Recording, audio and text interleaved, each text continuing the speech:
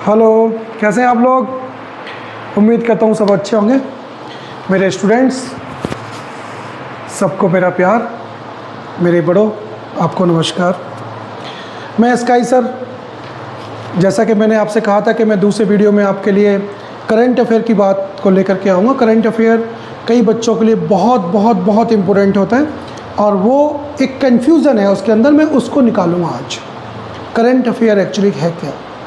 Current affair से लोगों का तात्पर्य होता है कि जो आज की डेट में जो घटनाएं चल रही वो सब करंट अफेयर है। चलो मान लिया दोस्त, लेकिन क्वेश्चन ये है उस बच्चे के लिए जो एग्ज़ाम में बैठने जा रहा है। उसके लिए क्वेश्चन ये है कि आप ये बताइए करंट अफेयर किसको कितना कहाँ से 1 मिनट 2 मिनट पहले जो घटना घटी, या फिर 100 मिनट पहले, या 100 दिन पहले, या आपका 10 महीने पहले, 2 साल पहले। मतलब टाइम नहीं पता कि करंट को कहाँ से गिनना शुरू करें। 6 महीने का, साल भर का, नहीं पता, ये डाउट है। तो आज मैं आपको ये बताऊंगा कि ये डाउट कैसे निकलेगा और करंट अफेयर कहाँ से और कैसे उठाना है। Got it. चलिए, करंट अफेयर का जो लॉजिक है वो क्या है उसको आप समझो। एक बच्चा जब स्कूलिंग में होता है तो उसके पास डिसिप्लिन होता है। उस डिसिप्लिन के तहत वो क्या करता है, वो ड्रेस में रहता है। 8वीं 9वीं 10वीं 6वीं 12वीं तक ड्रेस। 12वीं के बाद और ड्रेस के साथ साथ आप टीवी भी माँ बाप की मर्ज़ी से देखते हैं। आपको बड़ी बड़ी न्यूज़ देखने का शौक़ नहीं होता, आप कार्टून देखते हैं, आप और गेम खेलते हैं। मतलब आपको अपनी लाइफ से ही मतलब है, सोशल लाइफ से कोई मतलब नहीं, क्योंकि अभी आप बच्चे हैं, अभी आप टीनेजर्स हैं। लेकिन जैसे ही आप कॉलेज में एंट्री करते हैं तो सबसे पहले आपकी ड्रेस छूटती है। उसके बाद आप ड्रेस छूटने के बाद क्या करते हैं आप कि आप वहाँ पर चुनाव भी लड़ते हैं और वहाँ पर किसी संगठन के मेंबर बनते हैं या अध्यक्ष बनते हैं और वहाँ लीडर बनते हैं। बहुत सारी चीज़ें सोसाइटी में जो होती हैं वो आप करना शुरू कर देते हैं। कोई बड़ी घटना हुई तो अपने संगठन के साथ वहाँ हेल्प करने पहुँच गए, अनुभव मिला, चीज़ें हुई, सोसाइटी में इन्वॉल्व हुए। घर पे आ रहे हैं, न्यूज़ देख रहे हैं कहाँ और कैसे, पॉलिटिक्स में भी हैं, इवेंट्स में भी हैं, घटना दुर्घटना सब में आपकी वर्किंग इन्वॉल्वमेंट शुरू हो जाती है। और घर वाले भी कुछ नहीं कहते। जब आप 7वीं 8वीं थे, कोई बड़ा हादसा होता लोग जाने नहीं देते, कोई बड़ा इवेंट्स होता भीड़ होती है, घर वाले जाने नहीं देते। सच कहा ना, नहीं जाने देते, चलो अंदर, आप चलो अंदर, ये बोलते हैं उल्टा। तो यानी कि हम छोटे, हमें कोई सोसाइटी में इन्वॉल्व नहीं होने देता। लेकिन जैसे कॉलेज में तो उन्होंने कहा वहाँ पर एक ऐसी चीज़ है, चलो सब लोग चलो सेवा दे के आएंगे। 8 घंटे 10 घंटे सेवा करी, माँ बाप को पता कि कॉलेज के बच्चे हैं, अब गए हैं सेवा करने। हॉस्पिटल में रक्तदान करना चले गए।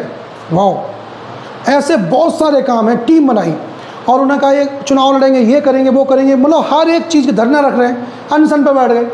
कॉलेज के बच्चे गवर्नमेंट के खिलाफ खड़े हो गए किसी चीज़ को लेकर के, मतलब अपने विचार दे रहे हैं। मैं सिर्फ ये कहना चाहता हूँ कि स्कूलिंग के बाद आपकी जो इन्वॉल्वमेंट है वो शुरू हो जाती है सोसाइटी के साथ, हर एक टॉपिक पे, हर एक सब्जेक्ट पे। और ये सब कितने साल चलता है, 3 या लास्ट 4 ईयर। अब सोचो कि आपको यूपीएससी की परीक्षा में, किसी बड़े कंपटीशन की परीक्षा में आपको बैठना है, तो जब आप परीक्षा में बैठते हैं तो करंट अफेयर भी पूछा जाता है। अब उसको सोचिए, जिसने तुम्हारे लिए पेपर लिखा जिसमें करंट अफेयर के क्वेश्चन डाले, उसके दिमाग में ये है कि ये बच्चा पिछले सिर्फ 4 साल या 3 साल से ही कॉलेज में है, सोसाइटी के साथ मिला जुला है, चीज़ों को समझ रहा है। लेकिन 4 साल पहले क्या ये सोसाइटी में था? नहीं, घर में था और पेरेंट्स के एक बंद कमरे के जो डिसिप्लिन होते हैं, घर के जो डिसिप्लिन होते हैं, दरवाजे के डिसिप्लिन होते हैं, उसको फॉलो कर रहा था। सोसाइटी का नहीं पता। तो 4 साल में, 3 साल में, जो लास्ट 4-3 साल में जो हुआ इंडिया लेवल पे, जिला लेवल पे, बड़े लेवल पे, जो हुआ वर्ल्ड लेवल पे, उसको करंट अफेयर के लिए उससे पूछते हैं। समझ में आया क्यों पूछ रहे हैं? क्योंकि अब आप 4 साल से इन्वॉल्व हैं। वो अलग बात है कि किसी ने 6 साल पहले ग्रेजुएशन करी, किसी ने 4 साल पहले करी, लेकिन जो एग्ज़ाम ले रहा है, जो पेपर बना रहा है, उसका एक ही लॉजिक है कि अगर आप 2025 में बैठ रहे हैं, सपोज करो परीक्षा में, तो 24, 23, 22 और 21 का करंट अफेयर। अगर आप 2022 में बैठ रहे हैं तो 21 का, 20 का, 19 को, 18 का मैक्सिमम।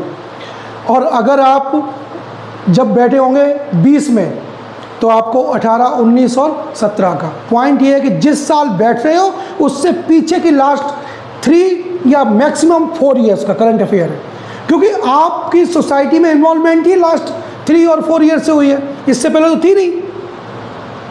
पॉइंट है, उससे पहले स्कूलिंग में थे। अगर मुझसे कोई बड़ी बात पूछोगे तो मुझे पता नहीं, क्योंकि किताबों में तो लिखी नहीं है, वो पेपर में आई, न्यूज़ पे आई, पता नहीं कब निकल गई, हमें क्या मालूम। लेकिन 4 साल से सोसाइटी में इन्वॉल्व हो रहा, अब तुम बता सकते हो कि क्या घटना है। इसलिए करंट अफेयर को लास्ट 3 ईयर और 4 ईयर मैक्सिमम पूछते हैं बस। तो आपको तैयारी करनी है 3 साल और 4 साल के रिकॉर्ड की। तो अब जो बच्चे इस साल 12वीं में निकल के आए वो अभी से करंट अफेयर संभालेंगे तो 3 से 4 साल में वो ग्रेजुएशन से हो जाएंगे बाहर, और जैसे ही परीक्षा में जाएंगे तो लास्ट 4 ईयर का उनको पूछा जाएगा। अच्छा, ये पूछते क्यों हैं? ये तो हुआ कि कितना पूछते हैं, कहाँ से पूछते हैं। अब ये पूछते क्यों हैं? इसलिए पूछते, कल को आप IAS बन जाएंगे, कल को आप कलेक्टर बन जाएंगे, कल को जब आप जज बन जाएंगे, कल को आप एक बड़े गजेस्टेड ऑफिसर बन जाएंगे, काम किधर करेंगे? ऑब्वियसली सोसाइटी के अंदर, समाज के अंदर। जब आप अफसर बन के समाज के नीचे उतर के जनता के बीच में जब आएंगे, समाज के साथ चलेंगे, तो आपको सोसाइटी का नॉलेज, सोसाइटी की समझदारी आनी चाहिए, नहीं आनी चाहिए?